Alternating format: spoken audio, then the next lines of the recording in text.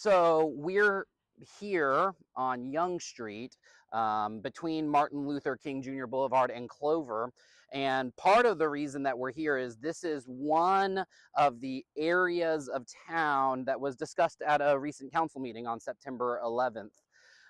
Dwayne Archer, our Public Works Director, was asked to come up with a plan of if the City Council wanted to invest $2 million additional dollars on street overlays to improve the quality of the streets, what could be done.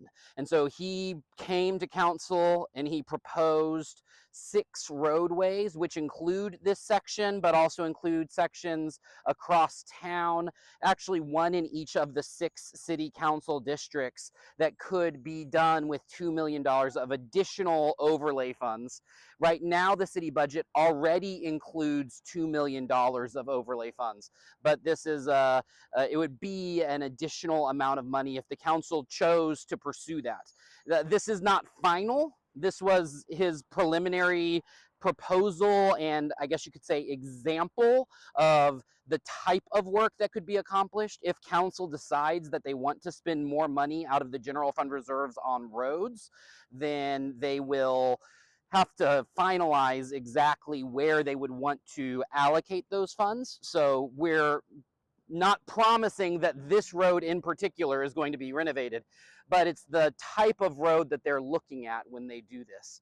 And really this stems from our community. We've received a lot of feedback from residents about the quality of roads in Longview. And so council and the city manager said, hey, just come to us with an option. If we wanted to pull some money out of the savings account and allocate it to get some roads fixed, what could it look like? And again, this is one of those paths that is a possibility for that type of work.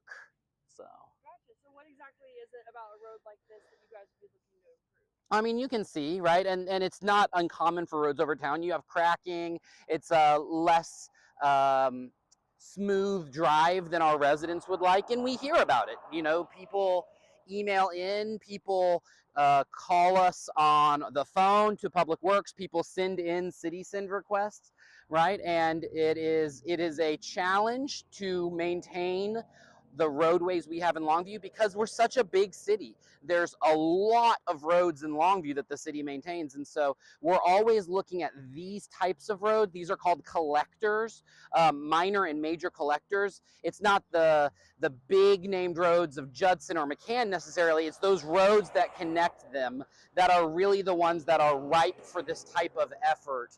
That get you between the Eastmans and the loops, but these are the roads that get a lot of wear and tear, and we want to make sure that they stay at the quality that our residents expect of their roadways. It is also an interesting thing about our city because TxDOT maintains several of our major roadways because they are state highways. So if you think of 259 or if you think of 31, basically anything that has a number, TxDOT maintains. So some of those major thoroughfares through Longview are not actually City of Longview maintained, but they're TxDOT maintained. But these collectors are the exact type of road that the city maintains, and also ones that, you know, if the council chooses to allocate additional funds, would certainly be good candidates for that type of work. Gotcha. When are they supposed to be making their decision about this new plan? Yeah, there was no guidance from council on that. After the conversation, there was no request immediately to bring it back for like council vote. So I think it's something that they're considering and discussing. If they want to move forward, we'll see it at a future council meeting, but that's not currently set.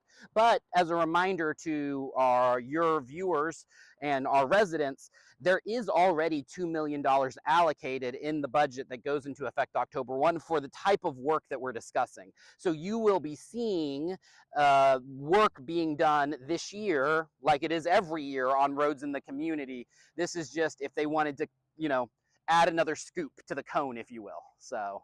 Gotcha. So we'll see construction, we'll see improvements, but they're looking to add some more money just for some extra Absolutely. additions and improvements to the Absolutely. construction here. Gotcha. So the capital improvements program is a list of projects that the city is going to undertake.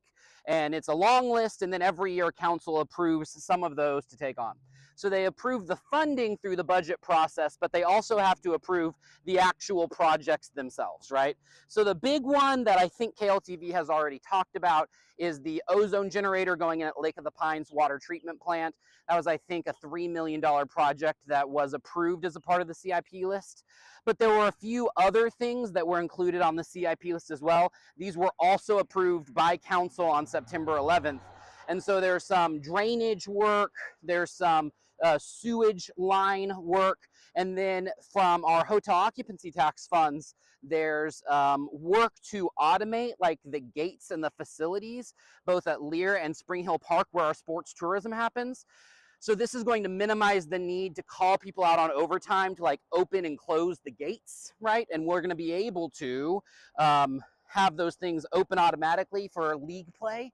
And so we'll actually save money in the long run by making it more convenient for the users of both the Spring Hill and the Lear Park facilities to use that without having to be like, oh, I'm here and it's locked and I'm calling someone to come let me in. It's going to be automated. We're going to use the technology available to us in 2025 to make that a smoother experience for the users of that facility, and also minimize staffing hours that we have to have people out there opening and closing the facility. So the goal of that presentation, as much as to say like these are the roads that we would fix, it was to help the council understand and imagine what an additional $2 million could get us in the community. So seeing it on a map and seeing these chunks of roadway, it kind of makes concrete.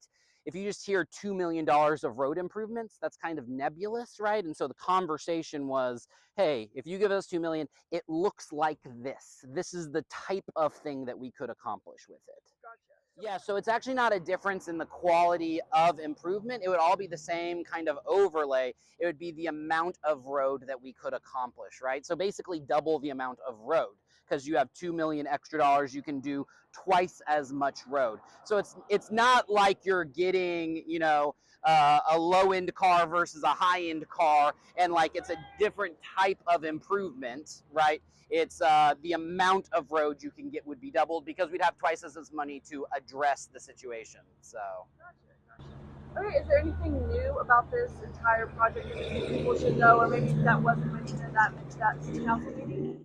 No, I would just say Dwayne Archer mentioned it, but I'll reiterate, like, part of the reason we're having this discussion is because residents have been very faithful to let us know that one of the issues that they're currently experiencing is our roadways.